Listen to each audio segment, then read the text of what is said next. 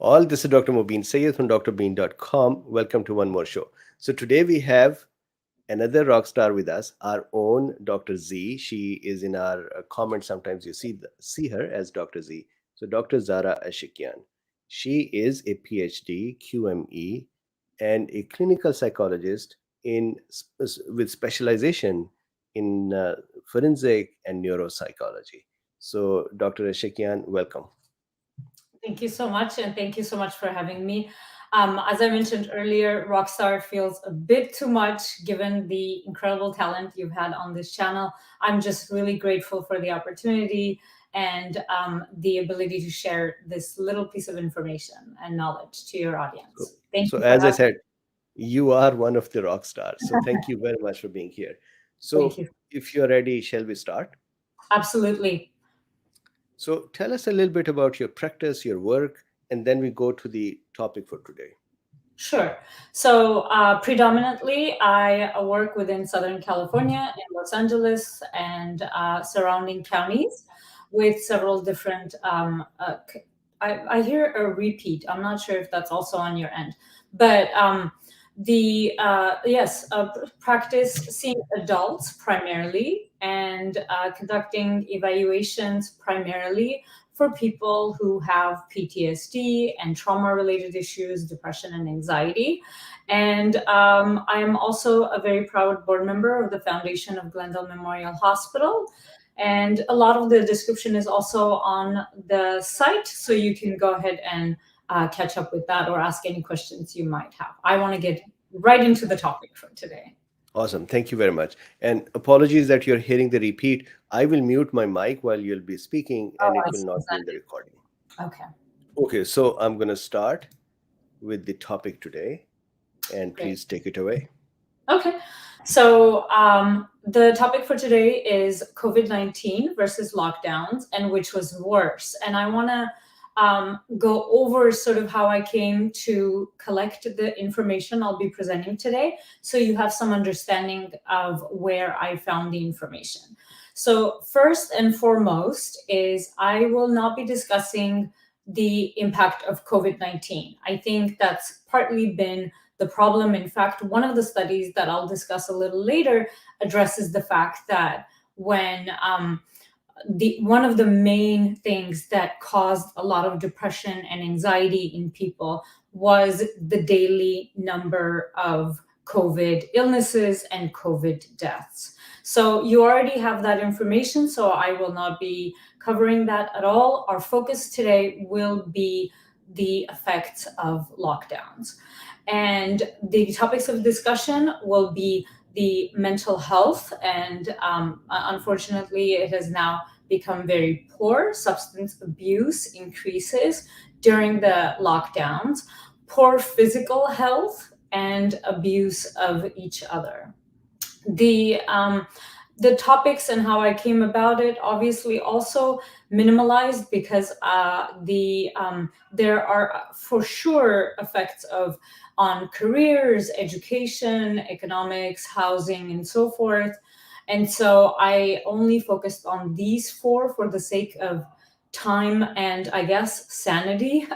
I wanted to make sure that we were able to discuss the topics a little more thoroughly. And I also primarily focused on studies from journals that are well respected and journals that I usually obtain and get. So these are, and I read a lot, so you'll see there's a really wide range of journals and sites that I obtained the information from, and they tend to be just the information I already had at my fingertips. And again, that's a really big library of journals that I subscribe to, but as you'll see, the results are pretty vast. And I stopped collecting data in late January 2022 and early February 2022, which is when I put this together for our presentation. So I wanted to give you that background information before we get into the topics. So we'll start. Got it. Thank you very much for pulling this data together. Sure. So let's start with poor mental health and what we have discovered over the last few, well, I guess 2 years. There is far more significant increases in depression, anxiety, PTSD, complicated grief, loneliness, and sleep problems. You could probably add way more many on the list as well, but again, for time's sake, we're focusing on these issues. So we will, you can change the slide if it's okay. Let's discuss some of the studies that were done. And these were pretty significant studies. Those of you who have been present for some of the presentations that Paul has done and others, you all know already that the number of individuals who are participating in a study is one of the most important things, because we want to make sure this is a representative sample. And in this study, for example, they looked at the Boston University researchers looked at 33,000 college students in the country, and revealed that the prevalence of depression and anxiety in young people had continued to increase from 2020 to 2021, and it was reaching its highest levels. For example, half of the students in fall 2020 screened positive for depression or anxiety. This was a nationwide study that was published last year in February. And the screening continued, and I believe this past year, they revealed that 83% of students said that their mental health was negatively impacted, and that their mental health had negatively impacted their academic performance. Now, for those of you who have been in college or even in school, you know that some anxiety, sadness, ups and downs in school are kind of part of growing up, and it never really affected your academic performance. However, with 83% of students reporting that their mental health crises was so bad that it was starting to affect their academic performance, with 2/3 of the college students struggling with loneliness, feeling isolated, and having all-time high prevalence of social distancing and issues with anxiety and depression. So again, pretty significant. So Th- next, that's that's quite yeah. a that's quite an issue for youngsters, especially. I think that I sometimes say to my family members that youngsters are they thrive on touch and interaction and sitting together and going out together and having fun. And all of a sudden they cannot do anything other than being virtual or maybe just at home. Yes, and it very quickly started to impact their mental health, as you can see. So let's go to the next slide. The Journal of American Medical Association has a subspecialty with psychiatry, and they put together a study of post-traumatic stress in patients after severe COVID-19 infections. The study found that PTSD prevalence with people who had had acute COVID infections was 30.2%. That's pretty significant. It's a very high number. That is very, very high. Associated characteristics. So what drove the number up was female sex, delirium, and agitation during the illness itself, as well as more persistent medical symptoms after COVID, long COVID, which is something that you've heard here before. But it was very interesting for me to find this study amongst the studies that I was reviewing, that we can now add PTSD to patients who are struggling with long COVID symptoms. So, and again, pretty significant because PTSD is a disorder, as we've previously discussed, that affects every aspect of the human experience. And I have a question question for you here. Mhm. How will we handle the depression and the psychological impacts that would occur and appear in long COVID patients. I believe we're going to have a lots of long COVID patients. How will we manage them? I don't think our healthcare system is able to recognize and is ready to help. I completely agree with you. I think the first step will be to make sure that the treaters, family medicine, internal medicine, neurologists, anyone who will be treating the patients for long COVID will also have to have in the back of their mind a screening for depression, anxiety, and PTSD. I will also add suicidality and suicidal ideation, because with any chronic illness, we see the hopelessness and the suicidal ideation increasing. So I think that will also be something that will absolutely have to be part of their assessment.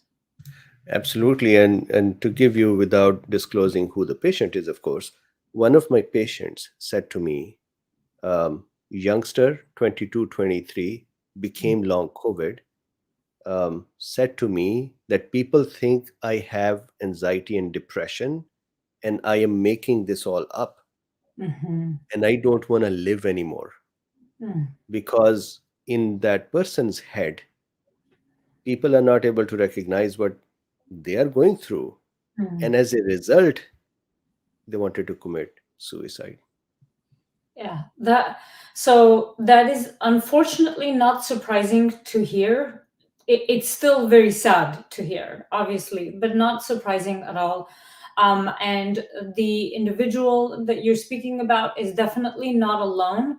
So I really commend you asking right away, how are we going to make sure that this is recognized and treated?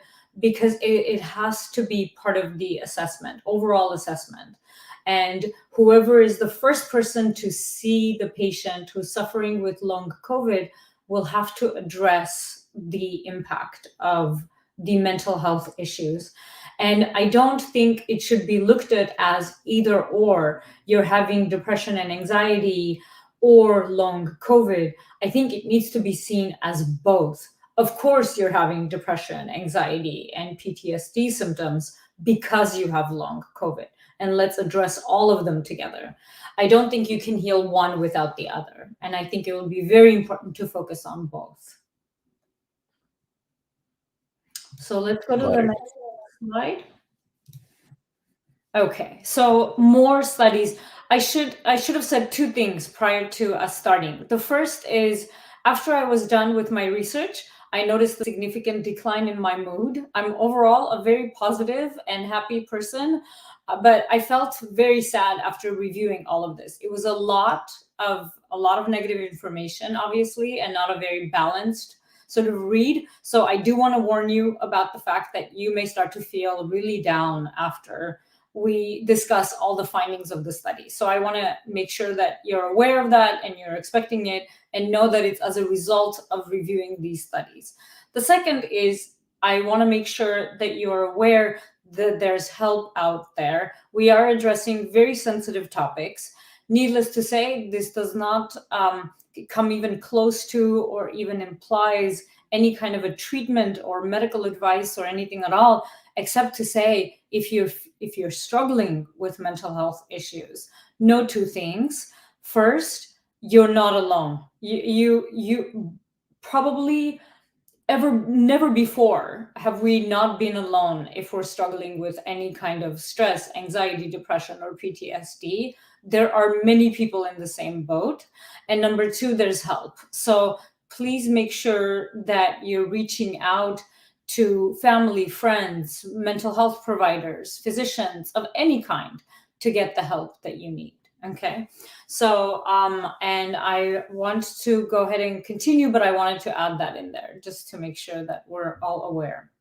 So, the American Psychological Association also did a study, and the study contained 3,000 Americans in 2021.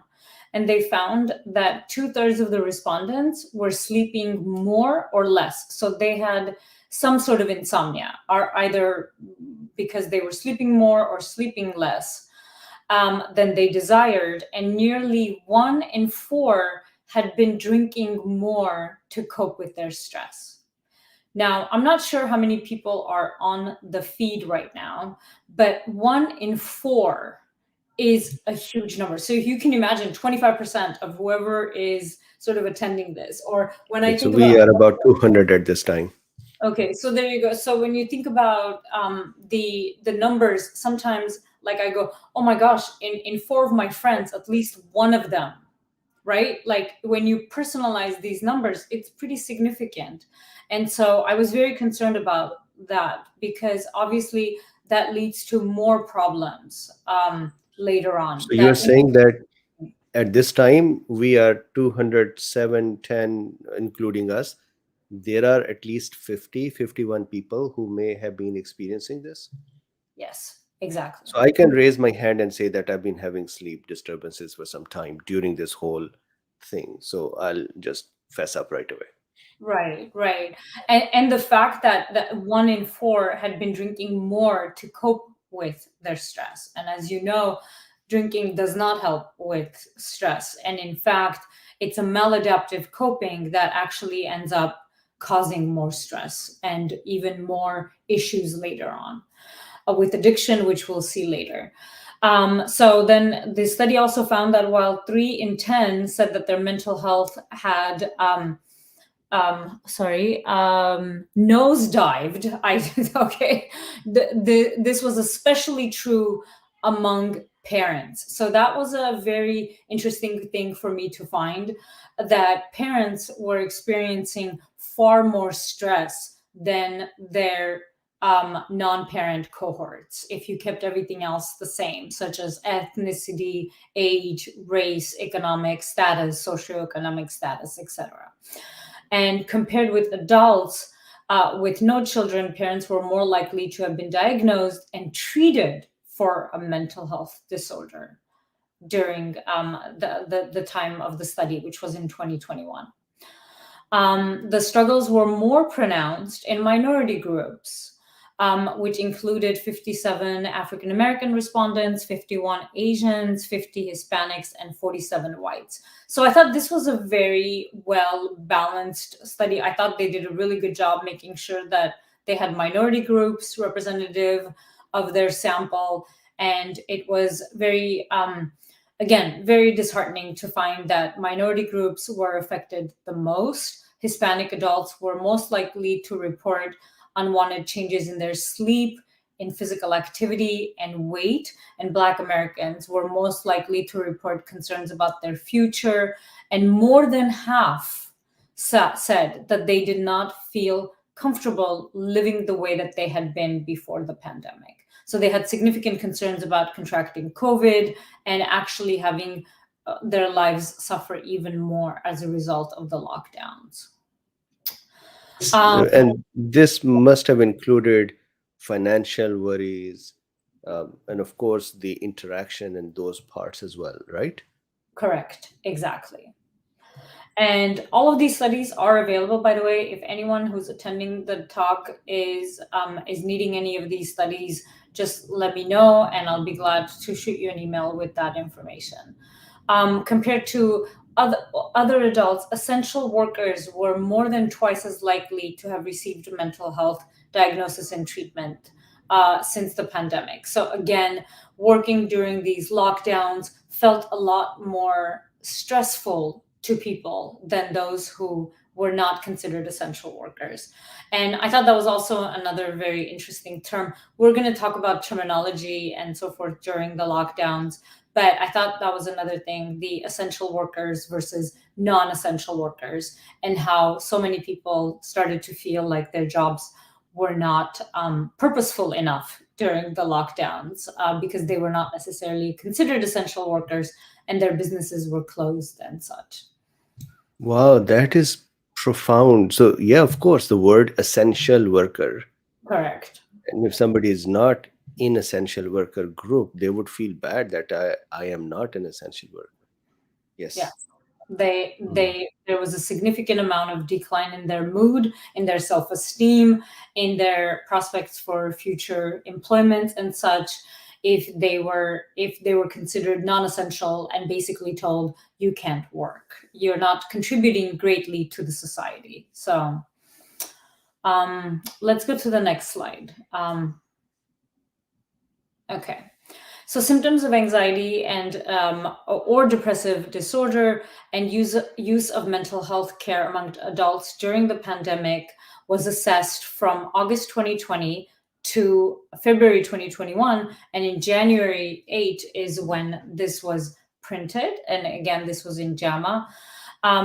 During that period of time, the percentage of symptoms of anxiety and depressive disorder during the past 7 days. So they took the sample of individuals and they said, during the past 7 days, how many symptoms of anxiety and depressive disorder have you had? So it ranged from 36% to 41%, as did the percentage of reporting that they needed but did not receive mental health counseling or therapy during the past 4 weeks. That was actually more heartbreaking than knowing that people were struggling, because I always think, okay, well, we can't prevent people from having problems, but we can help them solve them. And that was very heartbreaking to know that that was not being done.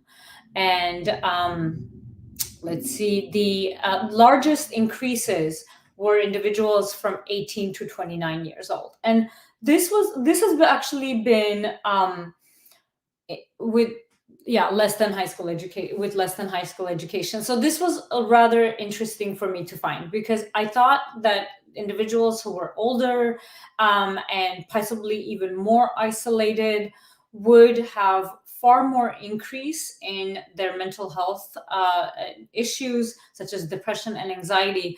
But it was a very interesting find for me, at least, to find that the younger individuals, who are usually considered more resilient, were the ones who were struggling far more during the lockdowns.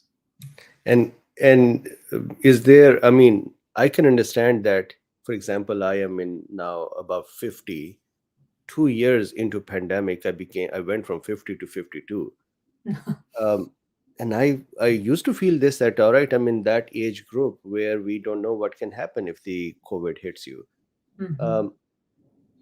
There was a general discussion that youngsters are relatively more protected. Why was this more prevalent in youngsters then? It was actually, again, the impact of the lockdowns, not so much COVID itself, right? It was the fact that there was significant social isolation, there was significant decline in education and their prospects. There was almost no athletic activity. So if individuals were in sports or in any kind of social groups, organizations, theater groups and acting groups, or any other sort of a social activity, those were all shut down, at least for the majority of the United States, for the majority of the time for the last 2 years. And that was one of the most significant contributions of distress and so forth. And in Got these it. groups as well, it was the social isolation, lack of going out, travel, dating, and so forth, that pretty much resulted in that. And this was another very interesting finding. If you could go back, the last one I wanted to share, 90% of the US registered voters said that US faces a full-blown mental health crisis. Nearly 2 years into the pandemic, the rise of depression, anxiety, stress, addiction, and other challenges, almost 9 in 10, again, 90%, said that there is absolutely a mental health crisis in the nation. I don't know of a single country that's ready for 90% of their adult population to experience a mental health crisis. And it seems like voters are telling us that that's definitely the case. That's what they feel like is happening. It's profound. This is a crisis. Yeah. And I will repeat it. I said it before, I'll repeat it. The patient that was suicidal, their problem was not that they are depressed. The problem was they have long COVID, and people say it is depression, including my doctor. Mhm. and I am making it up not to go to work. And that had added a lot more stress to the point to say, you know what, life is not worth it. Yeah, absolutely. Being believed, being understood, and being heard are very much part of the healing process. I'm certain you've experienced this with your patients as well. When you tell a patient, this is what's going on, and they finally have an explanation for why they're experiencing the symptoms that they're experiencing, it's almost like 25% of the healing is done already, just being able to name and understand what's going on. Would you agree? 100%. I mean, during the whole COVID time, I think that the most important service that was done, people heard a lot of news that today this has happened and tomorrow that has happened, but understanding so that they can think about it, Right. the kind of service that we did, I thought that had changed a lot of people's perspective and Right. helped even against depressions. So I totally believe in it. Otherwise, I would not have done it for 2 years. Yeah, absolutely. And so here's a bit more information. The emergency room visits for mental health crises among 12 to 17-year-olds increased 31% between 2019 and 2020. That's from the CDC, you guys. Okay, 31% increase to emergency rooms, right? So generally speaking, we think about going to the emergency room as a last resort, and especially during the pandemic, right? Or things really have to have accelerated significantly for us to consider that. And among the same age group, again, 12 to 17, the emergency room visits for suspected suicide attempts rose by 22% last summer. That means 2020, compared with the previous year, and 39% this past winter. That means 2021, compared to the previous winter. That that is disastrous. Yeah, that was again one of the chilling findings of the studies. And I'm not skipping. I know that I didn't cover the first one. For time's sake, we will put them up and then just discuss some of them. Obviously, you're free to read the rest of them. The depression levels and the increase. And again, I want to call to attention, that is not the actual percentage of visits. That is the increase, by how much they increased during summer and winter. And That is serious. right. And obviously, with these issues, there's always the fear of underreporting. There's definitely people who did not go into the emergency room that did not have such a serious attempt that would have resulted in a transfer to the emergency room. So that's again an underestimation. Got Um, it.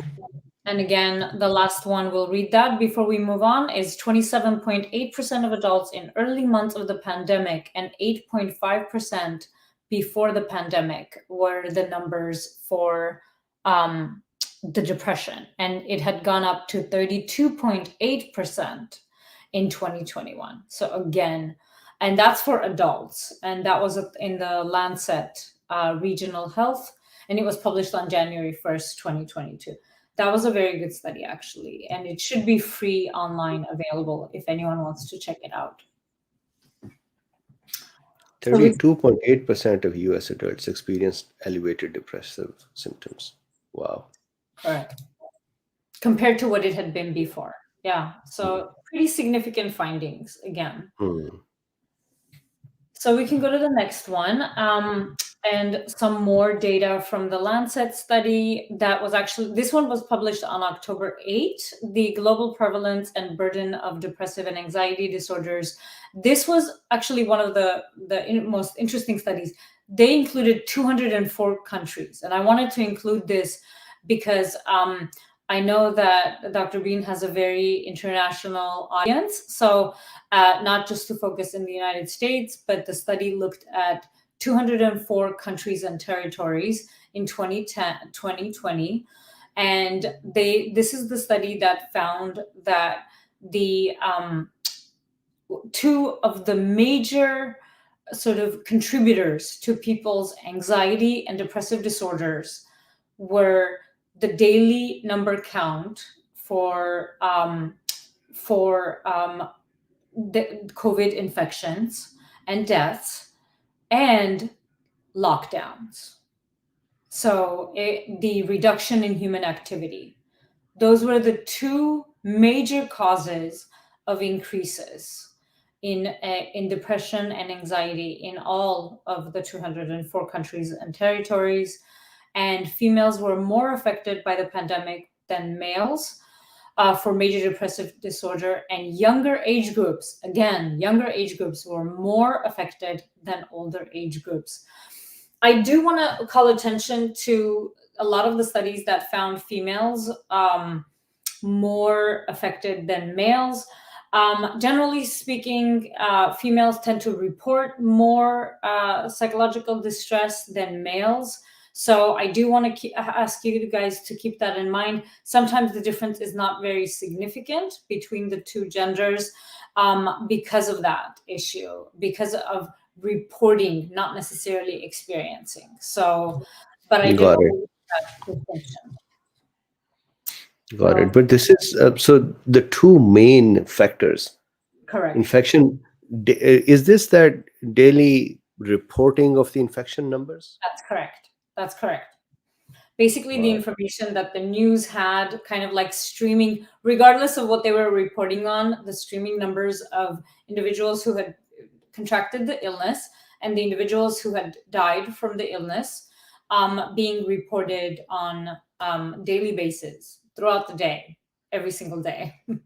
Wow. That And every outlet was just inundating people with the numbers. correct. And that was one of the major contributors of depression and anxiety. So Got it. pretty significant. So let's go to the next one. So now we're going to change topics to talking about substance abuse. We already discussed one study that found that 1 in 4 individuals who was experiencing sleep problems was drinking to help them sleep and reduce their stress. So looking at, again, alcohol use, drug use, abuse, and overdoses, this study is not included in these slides, but I want to say early February is when the study regarding overdose deaths came out. And it was estimated that over 100,000 people in the United States had passed away from overdose of drugs. And again, that is definitely a number you want to think about as an under-reporting, because most of the time, unfortunately, deaths are not reported as overdoses. Deaths are not reported as drug-related at all, especially when an individual passes away alone or was homeless and didn't have family and so forth. Sometimes even autopsies are not necessarily done on individuals. So that is definitely an underreported number, but it was 100,000, over 100,000, and it was found to have been the highest ever in the United States, percentage-wise. So, and that's pretty significant. And that 100,000 overdoses, that was in addition to the normal baseline numbers, meaning could that be attributed to the circumstances of COVID or?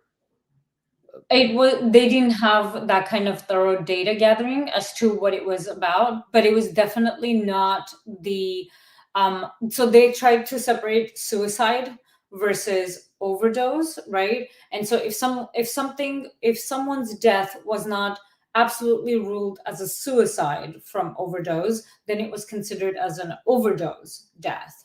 And so I interpreted that as accidental overdoses, accidental or incidental, and not voluntary overdoses. Got it. And can I ask you a question before we continue? Mhm. If anyone who's listening, if they're feeling depressed, as you had already said, should they stop watching, or know that there is help available? What is the best way um, to digest this, or to avoid this, or what should be the behavior? Absolutely. I think with anything that you're watching, whether it's this live show or the news or anything else, if you're having an emotional reaction that you don't like, you don't appreciate, it's too intense, turning it off. If you'd like to return later, that's totally fine. But obviously, turning it off and walking away, and then immediately either reaching out for help, talking to a friend, or doing something that will lift your mood. Again, that would mean that you are not necessarily experiencing that negative emotion, but that it's brought up by this. And again, we're talking about pretty heavy topics. We're talking about really sensitive issues. So I definitely want to welcome you guys to A, walk away, B, get help, talk to someone, and then turn to something that's less sadness provoking, possibly a comedy, stand-up comedy. That would be very helpful. But also, if you skip ahead and come back later, we're going to talk about how to deal with it and how to turn things around, how to become more resilient for the future as well. So if Got it. Thank you. great, that's a great interjection. Thank you. Thank you. So let's go to the next slide. And again, for time's sake, we'll be going through only some of them. As I mentioned, there was a pretty significant increase in alcohol dependence seen during the pandemic. The AUD, I believe, is alcohol use disorders in UK. And the study found that worse outcomes from COVID with more mental health problems. And this was a June 2021 study. Alcohol dependence admissions increased from 3% pre-pandemic to 3.7% during the pandemic. And this was a significant increase, as you can see with the P of 0.001, because at first when you look at it, it's 0.7, but that's significant at that P level. So that's pretty significant, with patients hospitalized with alcohol use disorders having a 16-fold increased risk of mental health issues and behavioral problems. And this was reported by the University of Nottingham in England. So this was not a particular country issue. This was seen worldwide, and that was just one study from the UK. So we can go to the next one. This is again JAMA Psychiatry, which included the hidden epidemic of opioid overdoses during the coronavirus pandemic. 42% more opioid overdoses in May 2020 compared with May 2019. That's just 1 year. And 42% is almost 50% increase. And their suggestion was that we need an anti-fentanyl vaccine. I think that's their next task. And the March to July 2020 compared with 2019 during that same period of time. So just what is that, like 5 months? Opioid overdose emergency department admissions more than doubled, while other emergency department admissions dropped by 29%. So again, if you remember back during that period of time, there wasn't a lot of people going to the emergency room for anything other than COVID related. Absolutely. So, and that's presented in the 29% decrease in other issues being reported to emergency department visits, but a more than double visits related to opioid overdoses. And that's just opioid overdose. So one drug category that does not include alcohol, that does not include cocaine and more of the uppers. That's just opioids. And talking about the avoiding emergency, even heart attack rates dropped because people will not go to the hospital. Yes. So we can go to the next slide.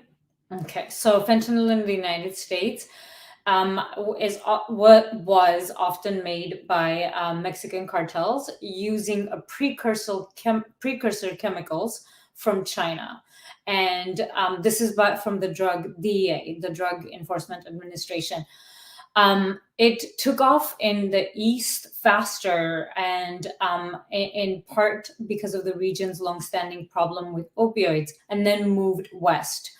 And the last part was really, really sad. So obviously, COVID cannot be the complete cause of the fentanyl sort of issues in the United States, but it clearly moved the needle far faster. If you can look at the overdose deaths in San Francisco, increased 173% between 2018 and 2020.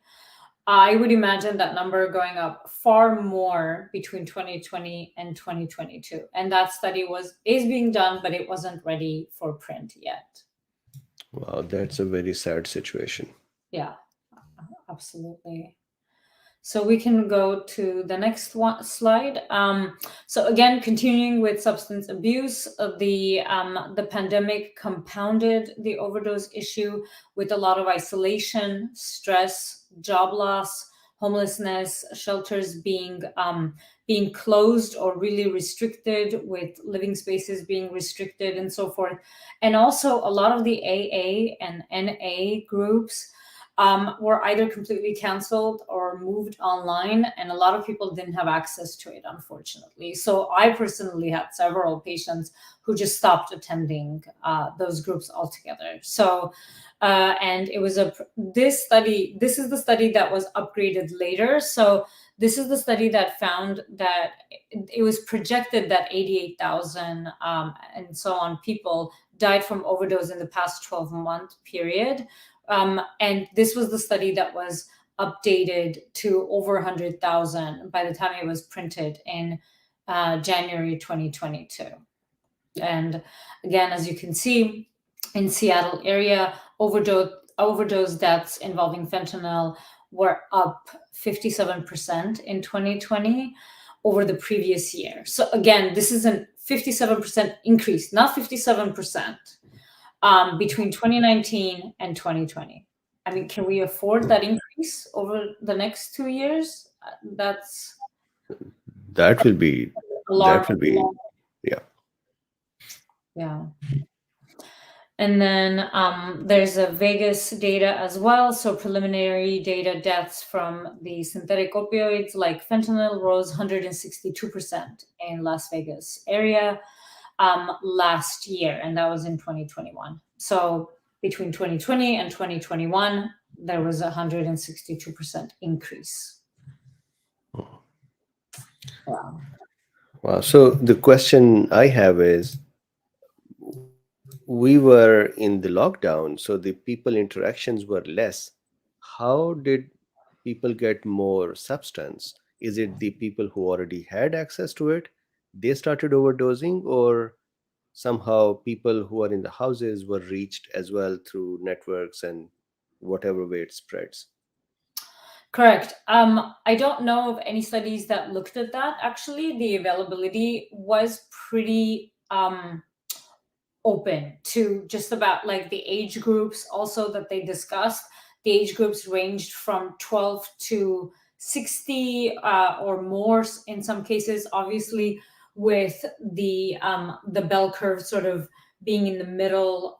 And I think the fact that it became far more available and readily made it very easy for people to obtain it. Definitely. Got it. Got it. And Thank you. unfortunately, the places that were closed were people's workplaces, schools, gyms, and social networks, which were probably how people avoided getting those drugs and using them, because there would be people around them who would notice that they were under the influence. So it almost became a perfect storm for some people. Correct. Unfortunately. So we can continue. So just a few more to share. In Los Angeles County, recent report blamed fentanyl for a 26% jump. Again, this is an increase in overdose deaths among the homeless population during the first 7 months of 2020. That's just 7 months. And the problem is particularly high in San Francisco. When I was reading the findings in San Francisco, I remember that it's one of your favorite cities, and how I much love it. it has changed from the time that you probably fell in love with it. Because I know for me it has changed just in the last several, maybe 10 years. So this was a record that 708 people died of drug overdoses in 2020, a 61% increase from the previous year. This was pretty significant. And then lastly, so far this year, this was in 2021, has been the worst, with 135 dying of overdose just in 1 month, right? And That is they were, sad. yeah. So that in 2020, 708, 135 already in 1 month. So yeah, pretty significant. So if we can go to the next slide. Poor physical health. So we talked about gyms being closed, parks being closed, beaches being closed. If you lived by the beach, that made no logical sense, at least to me. I'm obviously open to being,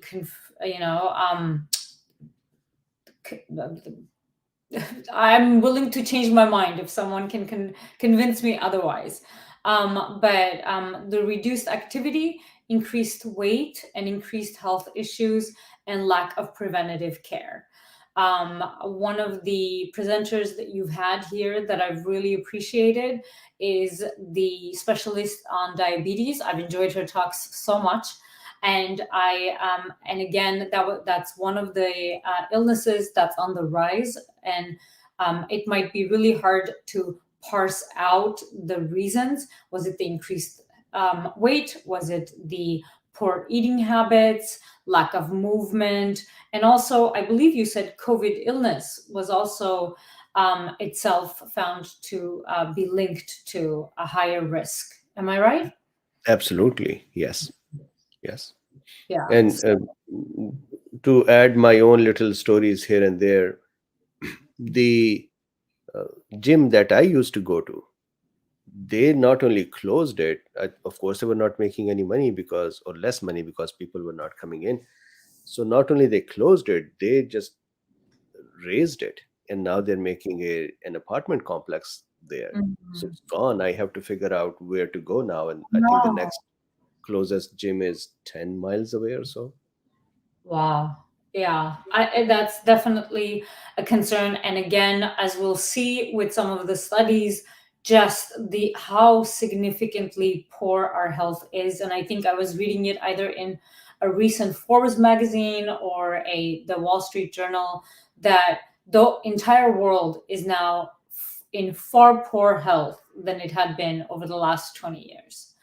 And I That's don't sad. even think we needed a study to figure that one out. I definitely think that all of those issues, the reduced activity, increased weight, increased health issues, and lack of preventative care made our health far poorer than before. And so I brought you to the main for a second. I was talking with a friend and I was saying that we actually do not yet realize the collective damage that has occurred. It's not only the people got COVID and died, there is more. The one who are remaining, Hmm. Hmm. there there will have to be a looking back and understanding the impact. I think at this time we are shell shocked, and Hmm. I think there is a lot of impact. I completely agree with you. And as we will see with the studies that were done, I think the actual impact will be seen in 5 or 10 years. My biggest concern being the late discoveries of cancers. And that was very obvious in the first 6 months of the year, when all of my friends who are gynecologists, um, nephrologists, cardiologists, internists, kept having all this free time and not having a single patient in their offices. I myself called my doctor to make an appointment for my regular physical during the summer, and the girls who answered said, "Oh, well, when do you want to come in?" And I said, "Oh, no special treatment, just whatever is available." And they said, "Well, that's what I mean. When do you want to come in? We Everything is available." And that was my first sort of, oh my gosh, people are not going in for preventative care. They're not getting mammograms. They're not getting colonoscopies. They're not getting any of the age appropriate, gender appropriate tests that we do every year, that we should do every year. So that's my biggest concern, is a significant increase in late onset cancers. I hope I'm That's wrong. scary. Yeah, yeah, and you're correct. My doctor had asked me once to come in, and I had said no, I'm not coming in. Although No. I've gone twice, but at that time I had said I am just staying home at this time. Hmm. So I'm sure that I'm not alone in doing No. that. I can definitely tell you, in my doctor's office, I had never seen the waiting room chair colors ever, because they were always packed with people, and it was completely empty when I went in July 2020. So Wow. let's look at some of the findings of the studies. And so this was the study I initially talked about from the APA that looked at 3,000 adults, and in the United States. Since the pandemic began, 6 in 10 respondents said that they had undesired weight, with 42% gaining more weight than they had intended. And it ranged for like an average of 29 pounds. And again, this was an average, so some gained more, some gained less. Of those who gained, half put on at least 15 pounds, and 1 in 10 gained more than 50 pounds. So again, 1 in 10. Let's personalize that. How many people are on the stream? 1 in 10. That's pretty significant, right? If you personalize it, that the numbers become a lot more relative and a lot less, oh, this was other people. No, it was us. It was all of us. I Meanwhile, gained 14 pounds. I no, don't go near my weighing machine now because no. I didn't want these 14 pounds. Well, we're having this talk so we can turn things around. And so, and I'm going through these a lot faster so that we can come to that. So, let's see. Sitting was linked to increased feelings of depression and anxiety. This was a study published in 2021. And we were doing that more than any other time in our lives. Let's see. A survey of participants who were meeting in the United States physical activity guidelines, 2.5 to 5 hours, which is a moderate to vigorous physical activity before the pandemic, decreased their physical activity by 32% on average shortly after the restrictions were instilled. So Wow. that's pretty significant, right? And again, that's just moderate to vigorous activity. These were not like the athlete levels who just dropped by 32% and were sort of moderately working out. These were just regular folks who dropped down by 32%. So, this current situation where the countries and communities are opening up, it Mhm. is actually going to be starting to become positive for many of us. Absolutely. Absolutely. Reversing Uh, those negative impacts. right. And I realize that there can be a risk for people going out who may be at risk. So, those who are at risk, they should take care. But generally, from all of these studies, it seemed like once people can start going out and moving about and interacting and going to gyms, it would actually start helping at least little bit. Absolutely. And I think that it doesn't necessarily need to involve the risk of contracting COVID. You can definitely choose to go for a walk during times that you would not run into too many people. You can definitely try to exercise at home. There are numerous streaming programs, even free ones online. Ability to purchase equipment if you're able to, obviously, to be able to work out at home. I generally find that there's no excuse to not work out. I've never met anyone. Needless to say, I've dealt with significant number of really resilient individuals, athletes with injuries and so forth. So I guess I have that as the standard. It's kind of like, well, if a veteran with amputated arms or legs can find a way to exercise, then I think we're just out of excuses altogether. So I think it's really important to stop looking for excuses and start looking for ways to integrate physical activity into our lives, because it's Got very, it. very important.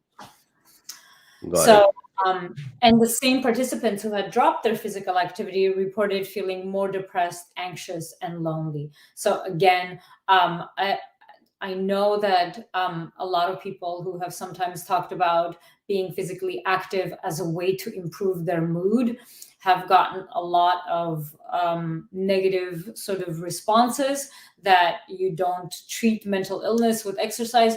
Not necessarily, but it definitely helps. So and this obviously shows that those individuals who dropped their physical activity significantly had more depression, anxiety, and loneliness. So everything else held aside. Obviously, as you know, with studies, you want to make sure that all the other variables are held constant, and those were that was the leading factor in their development of depression, anxiety, and loneliness. So we can move on. Here's more. Got it. And Um, just a clarification that sometimes my reaction is a little delayed uh-huh. because I have put myself on mute. So I go from this screen to that screen and unmute myself and then I speak. So there is a pause sometimes between them. So just so that you're not saying, what the heck? No, no. I figured as much because I stopped hearing the echoing. So I know that that's what's going on. I did want to ask you about this, and maybe some get a conversation started about this. So there was a study that found that babies born during the pandemic showed slight developmental delays that were not related to in vitro exposure to COVID. And the doctors that did the study sort of hypothesized that it could be related to maternal stress during the pandemic. Um, I thought that was really significant, because then you can see the generational impacts of the lockdowns. Absolutely.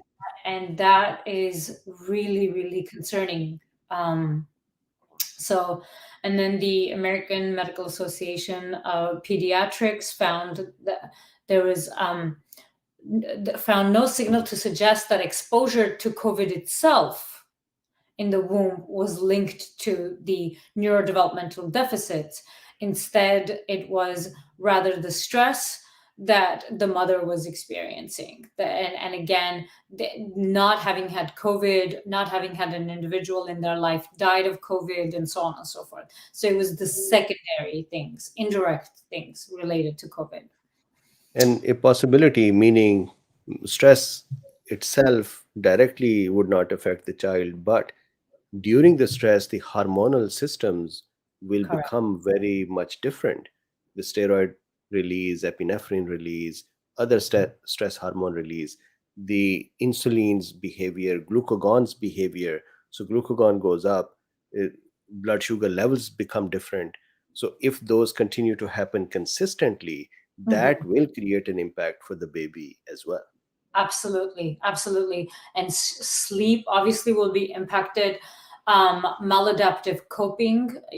We just not being able to cope with the stress during the pandemic and so on. So that was another very interesting and rather concerning finding. And then in November 2021, again in JAMA, there were findings that between risk factors, heart disease. So you wanted to talk about heart disease. So 24,767 patients from 52 different countries were studied. They found that patients who experienced high levels of psychological distress during the year before they entered the study were more than twice, 2.5 times, likely to suffer a heart attack during an average follow-up of 5 years, even when traditional risk factors were taken into account. And I think that you would probably not want to comment on this comment that I'm going to say. I think that lockdowns and the disease itself is one factor or one set of factors. And then take a vaccine, don't take a vaccine, shaming, embarrassing, yelling at each other, putting down each other, uh, not thinking that our healthcare authorities are friendly to everyone and a clear boundaries are made and clear groups are made. I think these themselves were also contributions to people's situation. And again, I'm not looking for your comment on that because this could be um, a little controversial, but I think that those things also added to the stress.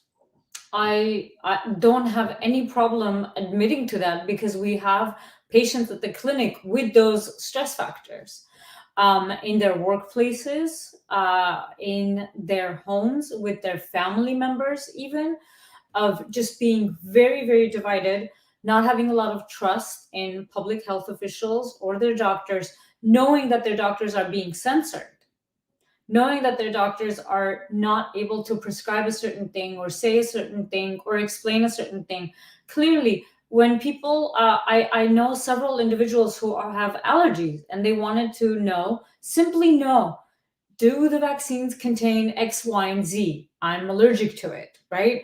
For example, when you go to a doctor, they'll ask you, what do you have allergies to? Because they don't want to give you penicillin, for example, if you have an allergy to penicillin. And their doctors just not wanting to ask any questions, simply refusing and referring them to websites such as the Walgreens website, where you make an appointment to get your vaccine, to get some information about the vaccine. And so there was a significant reduction in trust and ability to feel comfortable with individuals, and that was a huge factor as well, indeed. And I'll give you another example. A person here, so not my patient, a person Mhm. here called me, older individual. She said for her way life, her health insurance structure, she cannot go to a different doctor than the one that is assigned to her. Mhm. And she said, I was asking some questions for vaccination because I had some concerns. Mhm. And my doctor said, let's agree to disagree on the questions that you have and not talk about it anymore. So she said, I decided not to have the vaccine because I didn't have the answers and I cannot go to another doctor to get Mhm. the help. This is how much the youngsters are getting impacted by isolation and lockdowns. Uh, Mhm. Older individuals are not able to get their questions. Society is clearly divided in groups, and even healthcare authorities are taking. You are not a, again, this is not for you, this is me. You're not a horse, you're not a cow. This is the way to talk to your own people who actually Right. afford to make you and build your agency and pay for your work. This is the kind of environment that was created.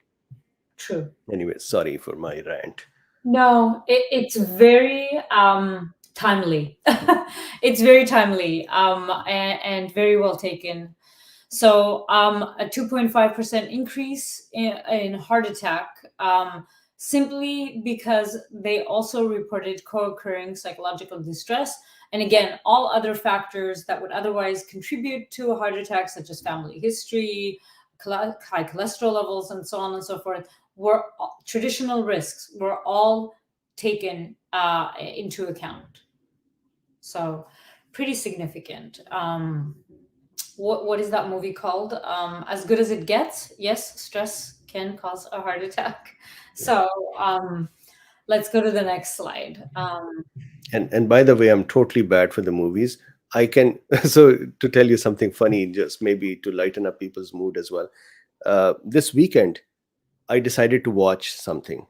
So I Okay, started watching a movie, and my wife uh, came in and she said, "What are you watching?" And I said, "I'm watching this movie. It's interesting." And she said, "You have already watched it twice, but I'm sure you're going to enjoy it again because I can just do it." that's funny. No, As Good as It Gets. That's a pretty funny movie. So it may be the perfect movie to watch right after this talk. So Will do. yeah. Abuse of each other, and this is our last topic. And again, there was a significant increase in domestic and relational violence, elder abuse, and child abuse. And so a very large group of the patients that I treat, that my clinics treat, are police officers and firefighters and first responders. They actually make up a very large population of our clinic. And the amount of calls that they were responding to that were related to elder abuse, child abuse, overdose, domestic violence, and relational violence was pretty significant. And they were all very, very impacted by it. So when I was reading these studies, I almost didn't need to read the studies that were related to this, because I had heard our patients over and over reporting these issues as things that they were dealing with, as things that they were just completely fatigued by. So let's look at some of the numbers. And again, we won't spend too much time on it. So domestic violence incidents rose in the United States about 8.1% after the imposition of the lockdowns. And this was again, according to the National Commission on COVID and Criminal Justice. I did not even know there was such a organization, but apparently there is. And that's what they found. Now, I also want to let you guys know this is another area where all the reported information is going to be an under-reporting. These issues go underreported very, very much on good times. So you can imagine that during lockdowns, during isolation, this was far, far more underreported. So the United Nations referred to the rise of domestic violence and domestic abuse as the shadow pandemic. I don't know how you guys feel about it, but I think it might have been better to call it the spotlight pandemic. I wanted this to get more attention, more funding, and more help. The National Domestic Violence Hotline reported a 9% increase in emergency calls during the months of March through May, when the lockdown orders were issued. And again, underreporting. Any number that you see, multiply it by a couple of tens. And Um, I heard that children suffered a lot as well during this time. Correct. Absolutely. Mandated reporters, when you think about it, they're teachers, school administration, and so forth, for any kind of suspected child abuse, and child therapists. And if the child was seeing anyone, it was online. Um, on Even on regular days, it's very easy to hide bruises. Sometimes the abuser is very strategic and unfortunately where they hit or abuse in any way. So you can imagine that it was a lot harder to observe those issues than during regular times. So yes, unfortunately, I agree that child abuse also increased. Police departments responded to increased domestic violence cases around the country by 18% in San Antonio, 22% in Portland, 10% in New York. Again, these are increases, not the actual numbers. And this was in the American Journal of Emergency Medicine.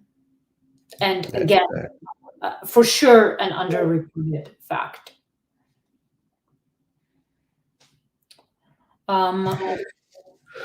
This is sad. It makes me sad to see this. And these are, again, as you're saying, these are the numbers that are reported. Correct. How much abuse has gone on, has happened, is happening, where there is no inkling to anyone.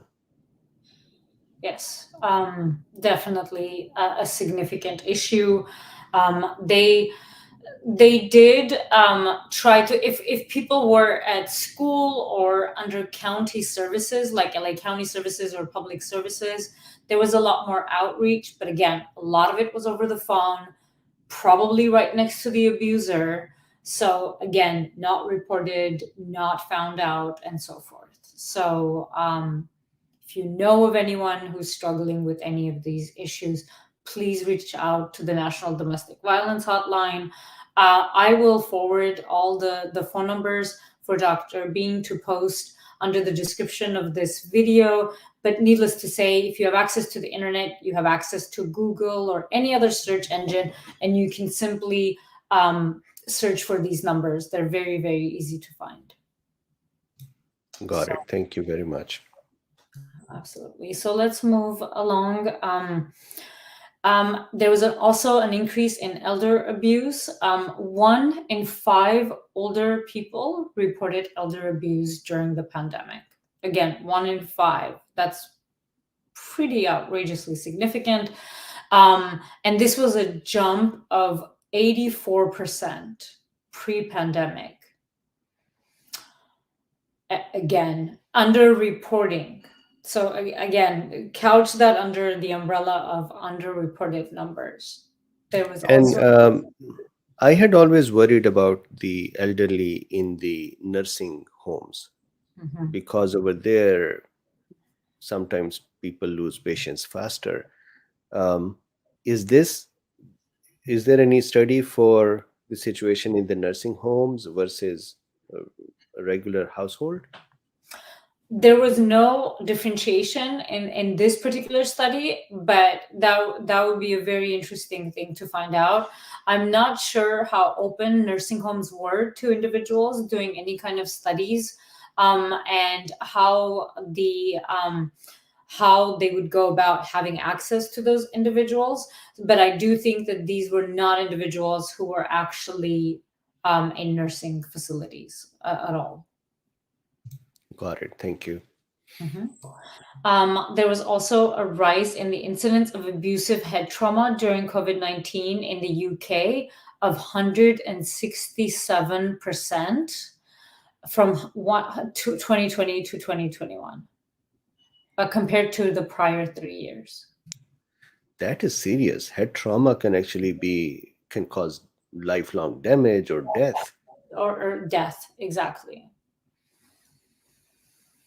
The lockdowns, school closures, and movement restrictions have left far too many children stuck with their abusers without safe space that school would have normally offered. And it's very urgent to scale up efforts to protect children during these times and beyond. And that was one of the study authors who commented. And I think we're late to do that. We really need to up the game of that.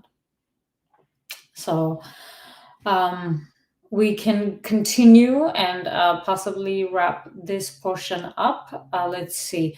Healing and resilience. So if there are any questions about any of the information that we covered early on, we'll definitely take them. But I do want to go on and talk about how we heal and how we become resilient. Let's do this part, and maybe we can do another session later on. I want people to have this part packaged up as well, so that they know what to do next? Absolutely. I agree with you. And we can elaborate on any of these issues. And there are some, for example, sleep. I want to definitely make extra time for that one, and talk about the sleep clinic and the treatment for that. So let's talk about the first and far more important, maybe I shouldn't say far more, but very, very important. So if you walk away with doing anything different from today's talk, I hope it is to schedule and attend a physical checkup, right?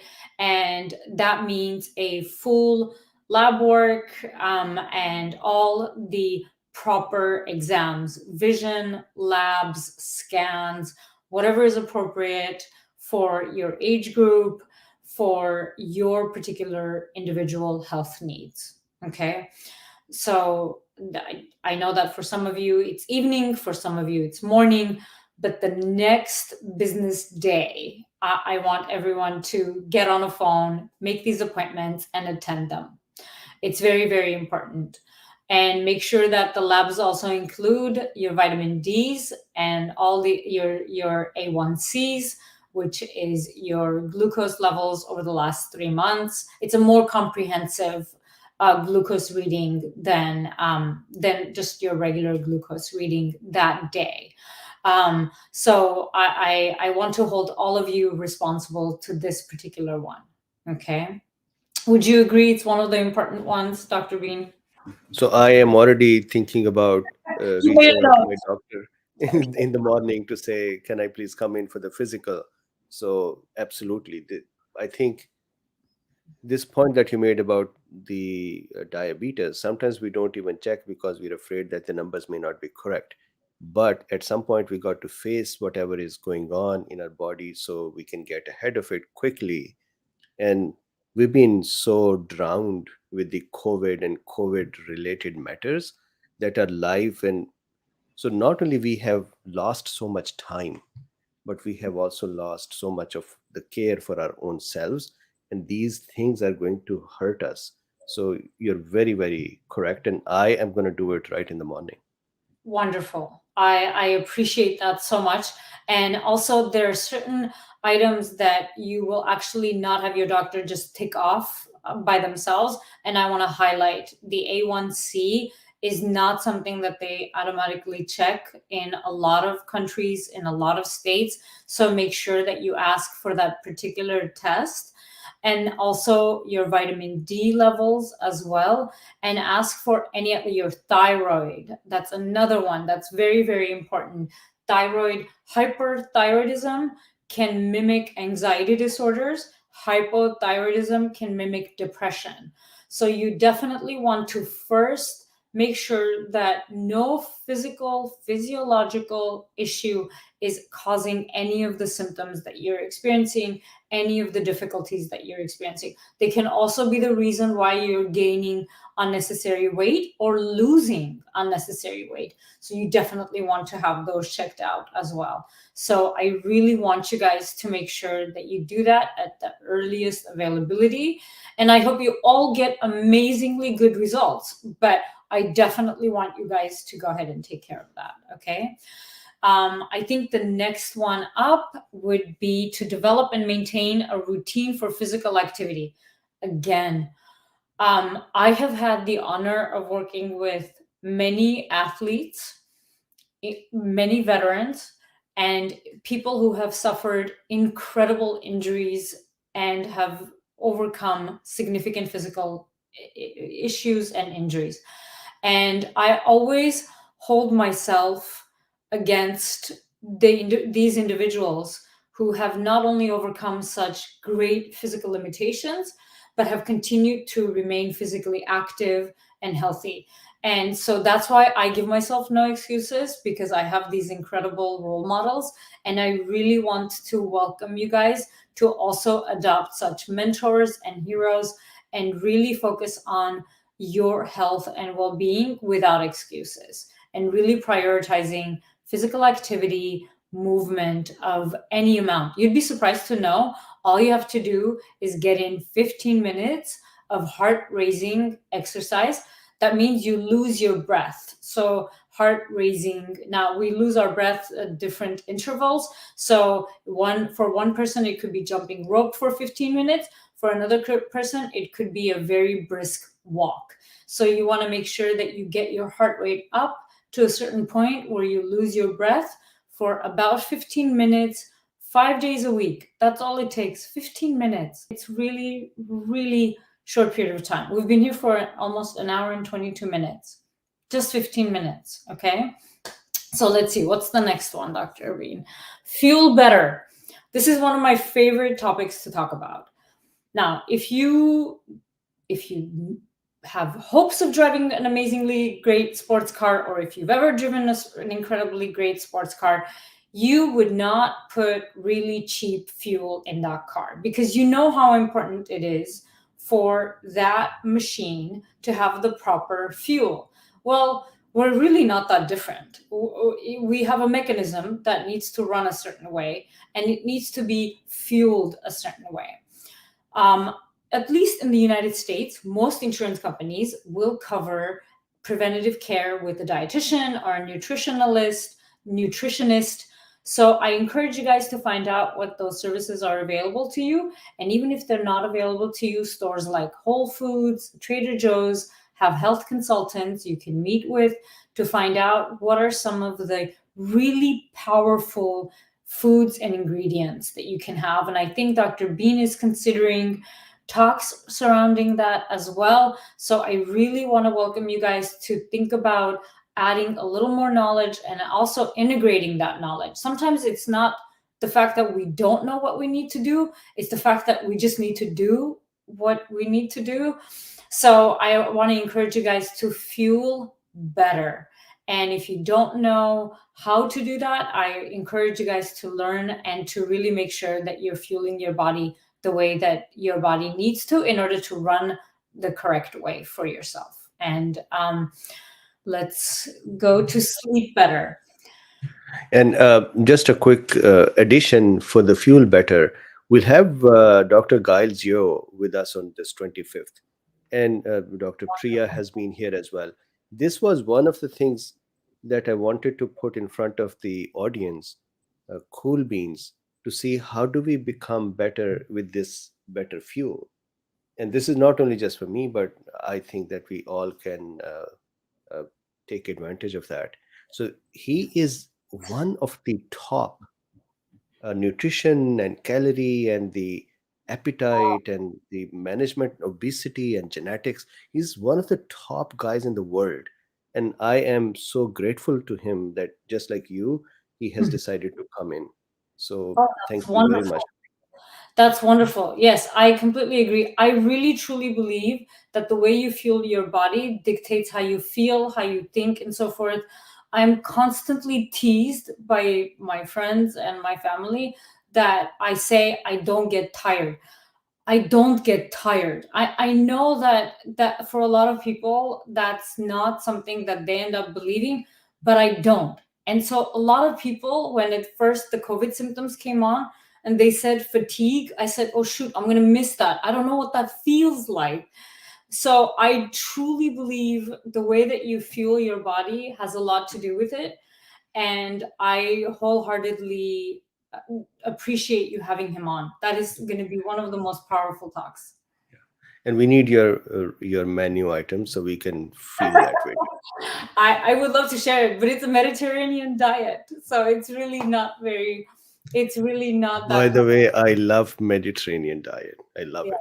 It's an incredible energy and fuel. And like I said, I'm constantly teased, and I say I don't even know what the word means, and then of course I get teased that I'm a doctor and I don't know what tired means. But I even will prove by the fact that there's no brain proof of tired. You can't see tired, you can't feel tired, except for when you utter the words I am tired. That's when you feel tired, and of course if you're eating the wrong foods. So That means I need to do more talks. I cannot say I'm tired now and finish the talks. you Oh cannot man. say Okay. tired, not at all.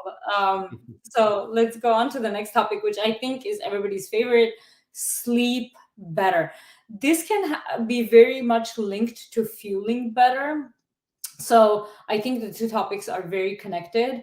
I do think that sleep needs a topic of its own, a presentation of its own.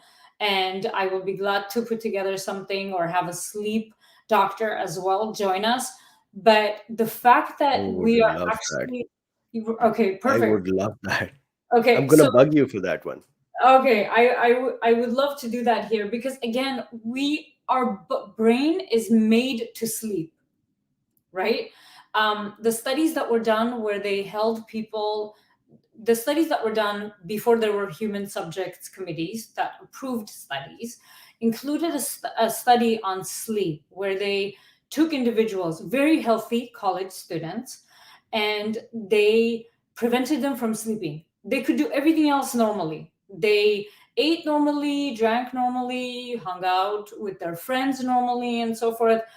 But during sleep time, they were monitored at all times and they had to go to the clinic and they could not sleep. They were constantly awakened and prevented from sleeping.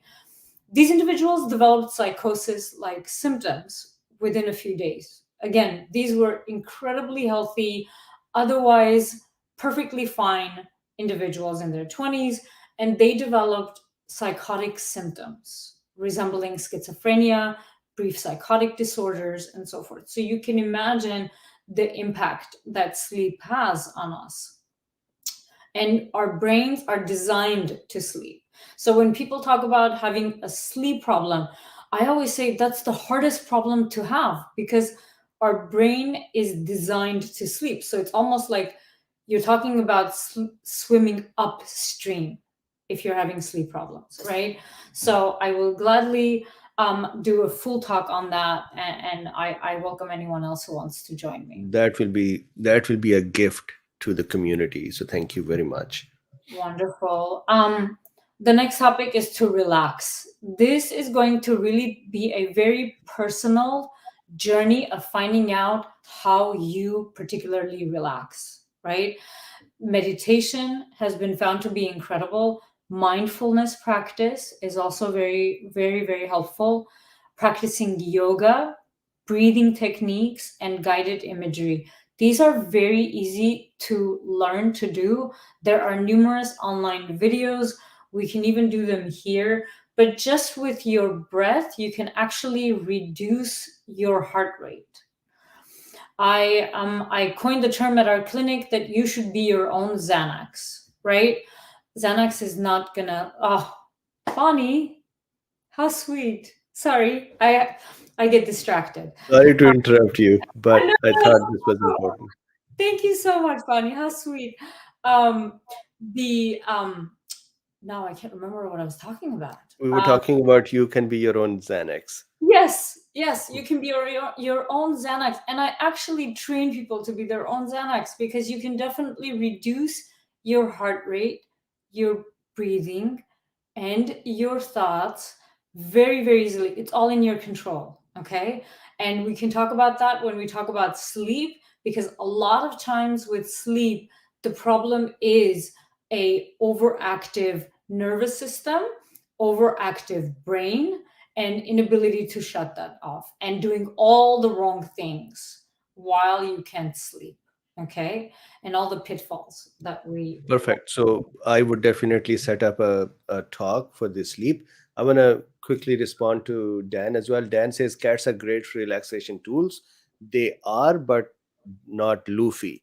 Luffy wakes me up at 2:30 at night and then I cannot sleep. So I have a complaint here to register.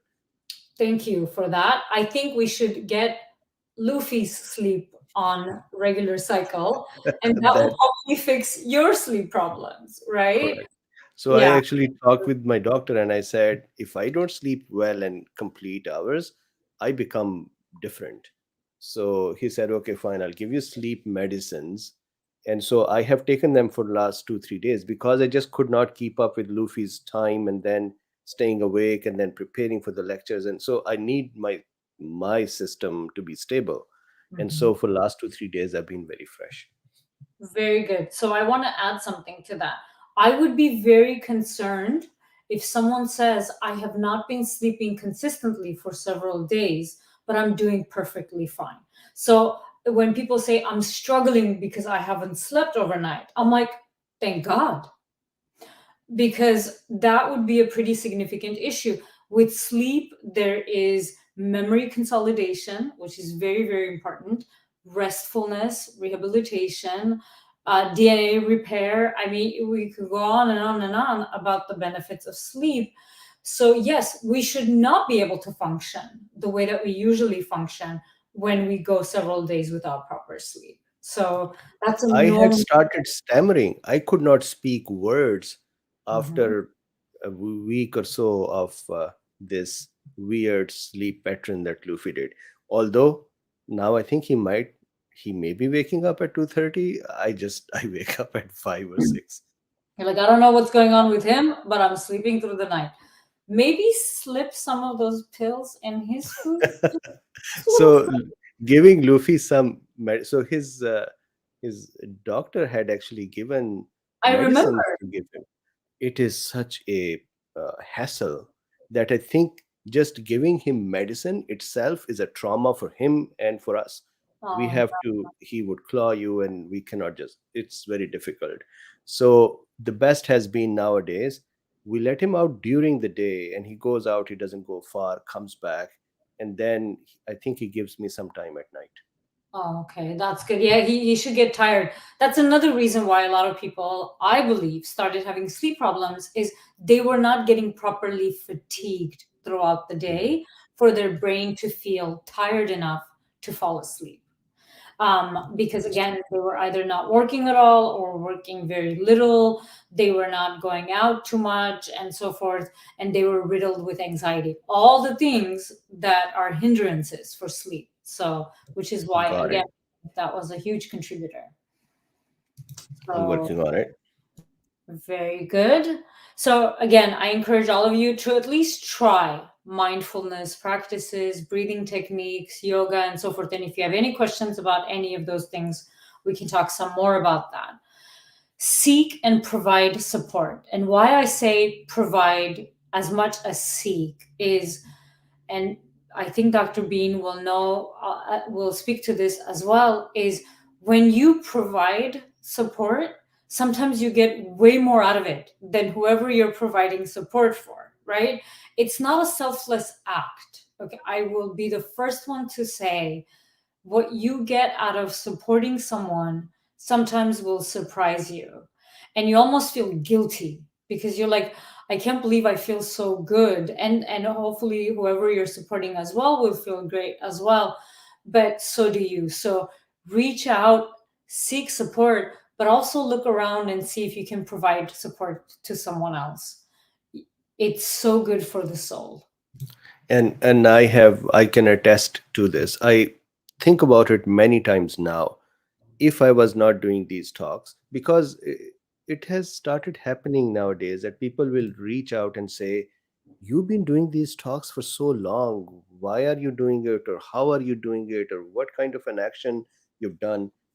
And I feel that what I got in return of daily engagement, talking with audience, talking with people, just like we're sitting in our as much of a living room as this could be, Uh-huh. that has given a lot of support to me as well.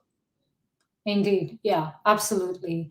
So I encourage all of you to reach out to get the help that you guys need, but to also provide help. Look around if even if someone needs something to be picked up from the supermarket, that the smallest things, and if you're having a conversation with someone, that could be a huge deal for them as well. So Dr. Samina Chaudhary is saying, I usually sleep for 5 hours. Is it okay? So the thing about sleep is moving away from quantity of sleep, how many hours you sleep, to focusing on quality of your sleep. So if you're waking up after your sleep cycle and you're very energetic, you feel very rested, then you're done sleeping, okay? And you can get up and you'll continue throughout your day, and if you feel fine throughout the day, then that's a good amount of sleep for you.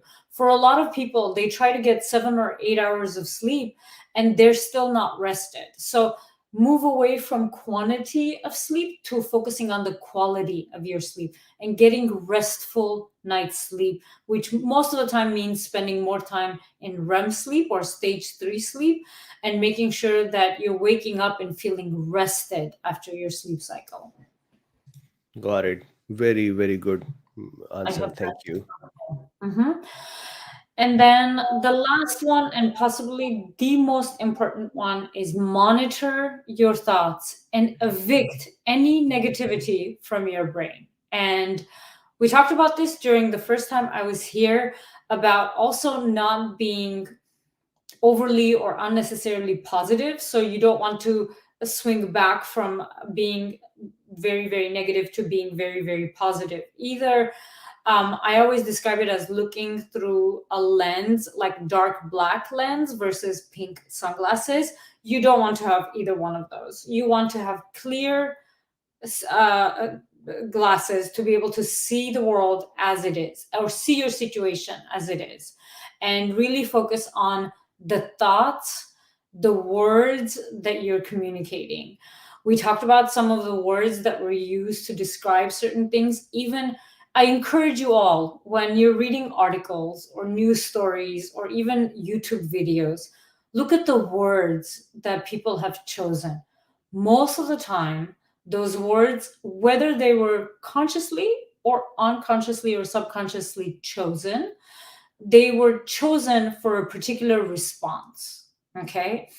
I'll give you one example. We've all been through this.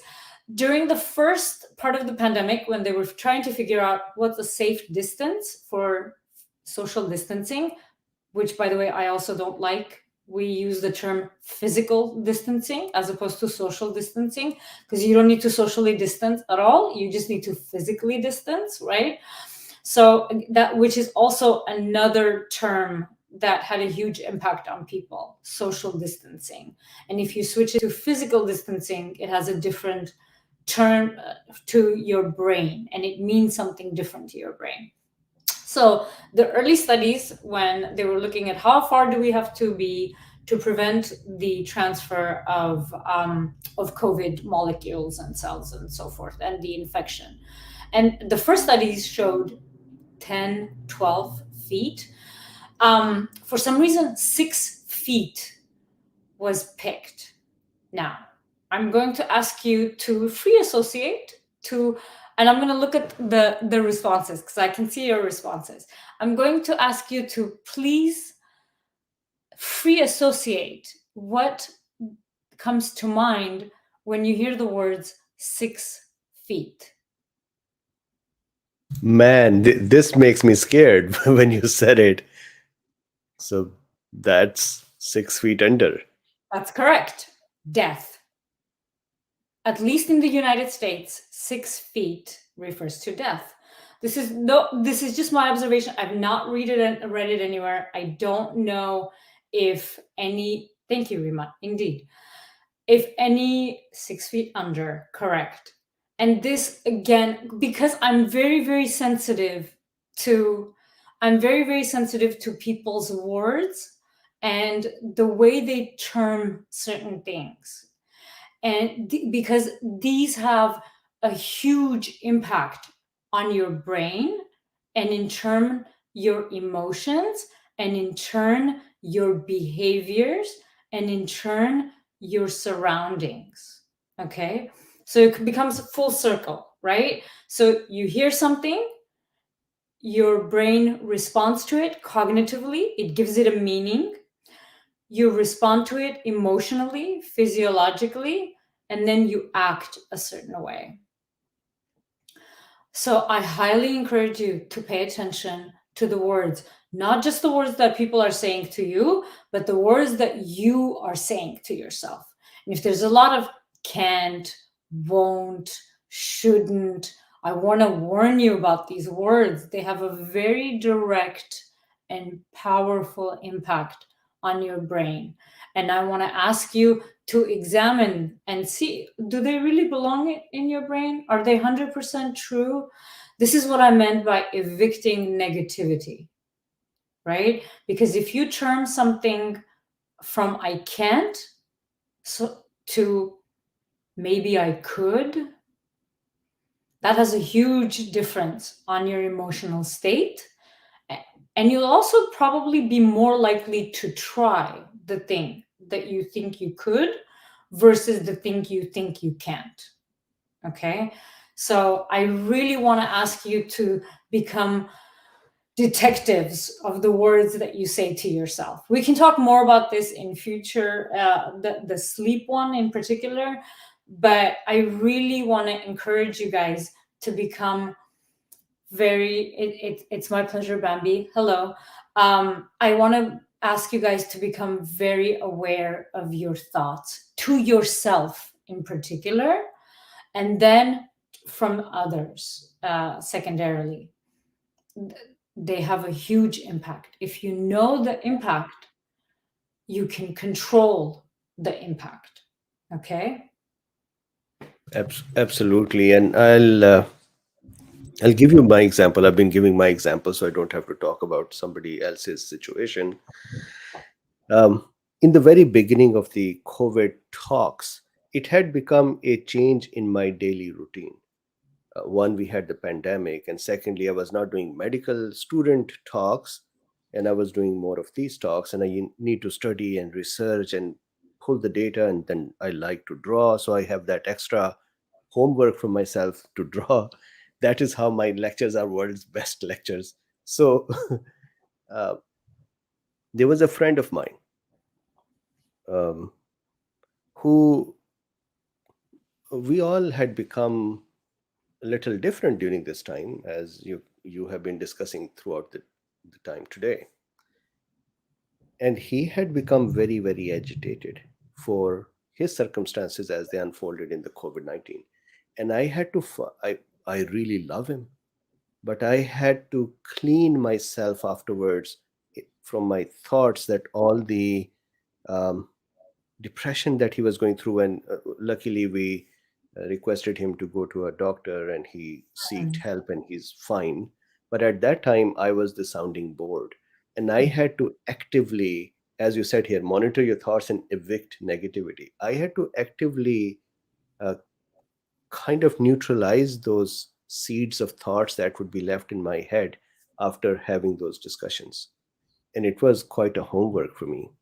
Yes. If you recall a time when you were in school, particularly later in school, in medical school, you probably had the same feeling with medical students' anxieties around you, that you would absorb that anxiety. If you remember, especially around internship and residency matches, you would become so anxious and you would you would go home and you'd be tense and so on and so forth because you were carrying others' anxieties and so on.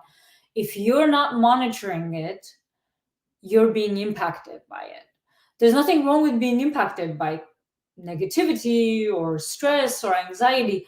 I just want to ask you guys to become aware of it because not all of it belongs with you. Not all of it belongs at that high level. Again, all you have to do is change can't to maybe couldn't, and right away it becomes a different feeling. Right away, it changes your behavior and approach to the thing that you think you can't. So again, become more aware, become more in control. And it ties into again, the one thing you have control over is you. And a lot of people's negativity during this period of time became focusing on things they did not have control. They didn't have control over lockdowns, who worked, who didn't, and so on and so forth. The one thing you always have control over is your response to your environment. Nothing can change that. And you always have that. And you get that by monitoring your thoughts, monitoring your feelings, which result from your thoughts, monitoring your behaviors, which result from your thoughts, your emotions, and so on. So that sort of concludes it. I'm open to answering any questions that anyone has. Thank you very much. So while Cool Beans have questions, although it's almost 2 hours, we should bring you for questions later on. But I wanted to share my observation of this talk. So many times in medicine, we say that if you hear the patient out without calling them crazy, that itself starts the healing process because they feel there is someone who's hearing me out, who believes that I have this problem. I am not the crazy one. And so, with this discussion, I think you, in a mass gathering, heard us, although you were presenting, but many of us would, I saw some of these symptoms to say, all right, I had them. And so to be able to recognize them and say, okay, I'm not alone, Mhm. that in itself, and then giving those healing and resilience, you have actually started a number of us on the healing path. So thank you very much for that. Thank you. I sure hope so. I sure hope so. That would be a huge compliment. And thank you. So let's ask you some questions as well. So Margaret says, thank you for everything and your kindness. Here is a question I saw. So meanwhile, in America says, Dr. Z, thank you for your comment about long hauler not being heard. It's very validating. Thank you. I hope you continue to feel validated and continue to find healing. Absolutely. So there are some good comments as well. So Rima is saying you are fabulous. Equally so. Mhm. So so I think that we probably have answered a lots of questions. So let's Wonderful. there's a question. Do you live in Alaska? Didn't think so. No, but I do want to visit. Yes. Yes, that's a nice place. So with this, there is a lot of there's a lot of folks who are very happy Thank you. and I great. want to add something. Thank you, Helena. I want to add something regarding the everything that we talked about in terms of the mindfulness, breathing exercises, and so forth. Uh, practice is very important, and even monitoring your thoughts and evicting negativity. I always say, think of your brain as the most expensive real estate, right? You only have so much of it. There's only so much that can be in it. What do you want to have in it, and what do you not want to have in it? And whatever you don't want to have in it, you got to evict it. Give it an eviction notice, kick it out. Okay? And make sure that you only keep what you want in that very small, extremely expensive real estate, which is your brain. Okay? And the things that we talked about, monitoring your thoughts, mindfulness, breathing exercises, and so forth. Practice makes perfect. At first, you may fail a little bit, you may not realize it, you may start to feel anxious or sad or depressed. Use those as your cues because you'll recognize your feelings first before you recognize those underlying thoughts. Okay. It's really hard to ignore a pounding heart that accompanies anxiety, or the feeling of down that accompanies sadness. Okay. So use your feelings to recognize that you need to ask yourself, what's going on through my mind? Why am I feeling this way? Why am I anxious? Why am I depressed? And get really good at being able to identify those. And you do that with practice. And you get really good at it the more you practice. If you remember when you were first learning how to drive, or in Skyfrog's case, when you were learning how to fly, remember how you had to think about all the steps necessary? And then after you've been doing it for a while, you don't think about it. Your eyes go where they need to go, your hands go where they need to go. When, let's say, you need to make a change of a lane or anything else, you first do it by very, very conscious effort, and then it becomes automatic. So think about practicing these things. I, for one thing, several other clinicians that I know can literally lower their heart rate on a cue. They can relax on a cue. With practice, really nothing special about us. Just practice. The more you practice, the better you'll get at it. And you know that because you've got skills in other areas, and that's how every single skill is learned, through practice. So Thank you so much. This is such a precious talk, such an important talk, that not only there is a session within this talk where you heard us, and then there is a session to get us started for the healing as well. Two question, I am afraid they may be longer answers. So if that is the case, we can make them pending. But I want to show you the question. One sure. is any insomnia tips, and second one is depression, what to do. Okay. Two things. I'll answer the second one first, if that's okay. Depression, what to do. In this country, we use the word depression interchangeably with sadness. Depression, I always think about clinical depression. That's a diagnosis. So I always keep that separate from sadness. So if you're feeling sad, down, and so forth, reach out for some help if you need professional help. Depending on where you are in the United States or anywhere else.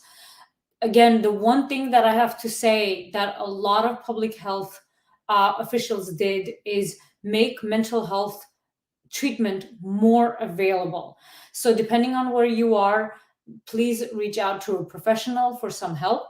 Talk to a friend who can also help you with that if you feel comfortable, with a family member and so forth. If you're talking about depression as a diagnosis, first, I would highly encourage everyone not to self-diagnose. But if you feel like it is such a significant sadness that it has resulted in depression, then definitely reach out to a licensed professional in your state, in your country, wherever you are. Depression, anxiety, PTSD, these are highly treatable illnesses and issues, and you should not suffer without at least reaching out for some treatment, because again, very, very treatable these days with very minimal effort. So please look into that. And then I want to answer the insomnia one. Very few tips. So I hesitate to give tips because it's so involved, but just a few of them. Put your phones away at least an hour before you're going to sleep, or at least do not look at a screen within an hour of going to sleep. The light emitting from most of our screen devices is very, very bad for sleep and the sleep cycle, and it interrupts it completely. Get rid of any clocks in your bedroom, and do not look at a watch or the time throughout the entire time you're asleep. I always say that if your alarm hasn't gone off, it's not time to get up. So you should be trying to sleep regardless of what time it is. So I ask everyone to actually not even take your cell phone into the room. Put your cell phone outside of your bedroom. Do not reach for it, especially in the middle of the night, and do not look at a clock when you get up in the middle of the night. Obviously, steer clear of any caffeinated drinks, including decaf tea, because it includes caffeine, and any high sugar drinks at least past 4 o'clock in the afternoon for you. If you tend to go to bed at 10 or later, if you go to bed earlier than that, you obviously want to move that clock up to 3 o'clock, 2 o'clock in the afternoon, and avoid all caffeinated drinks. I hope that's enough tips, but I want to make it a lot more of a comprehensive talk. Thank you very much. And with this comment, Skyfrog says very high likes tonight. Thank you Uh, so much. Thank you so much as well for having me and all the cool beans. I love being in the audience seat as well. So I missed you guys in the chat today. Thank you so much. I hope it was very useful for you guys, or at least slightly useful. This was huge, not slightly useful. This was huge. I think this is timely talk.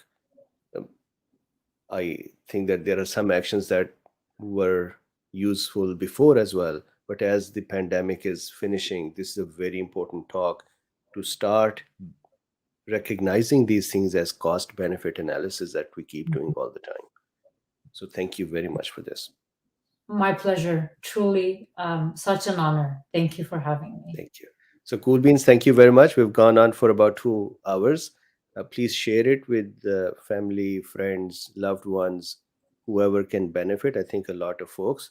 And if they feel that this is longer, just ask them to go to the later part and at least see the solution part of it. That would be very, very useful as well.